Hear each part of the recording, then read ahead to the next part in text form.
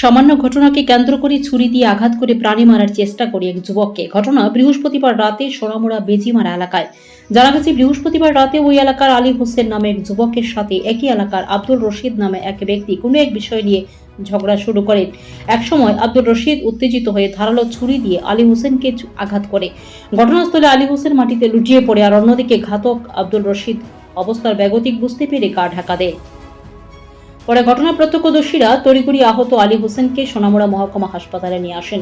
হাসপাতালে কর্তব্যরত চিকিৎসকরা প্রাথমিক চিকিৎসার পর আলী হোসেনের অবস্থা আশঙ্কাজনক হয় আগরতলা জিবি হাসপাতালে রেফার করে দেন। এদিকে আলী হোসেনের পরিবারের পক্ষ থেকে খবর দেওয়া হয় সোনামুড়া থানায়। খবর পেয়ে সোনামুড়া থানার পুলিশ ঘটনাস্থলে এসে তদন্ত শুরু করে। এ ব্যাপারে সোনামুড়া থানার পুলিশ একটি মামলা হাতে নিয়ে অভিযুক্ত আব্দুল রশিদকে গ্রেপ্তারের জন্য জাল বিস্তার করেছে। বর্তমানে জিবি হাসপাতালে চিকিৎসা চলছে আহত আলী হোসেনের। ভানিচন্দের রিপোর্ট, জি আপডেট। বয়স 45, ওর বাড়ি বেজিমারাতে। ওনার স্ট্যাব ইনজুরি হয়েছিল চেস্ট ওয়ালে, লেফট সাইডের আপার সাইড, উপরের দিকে চেস্ট ওয়ালে একটা স্ট্যাব ইনজুরি ছিল। অ্যারাউন্ড 4 সেন্টিমিটার বা ডিপলি ছিল, অনেকটাই ডিপ ছিল।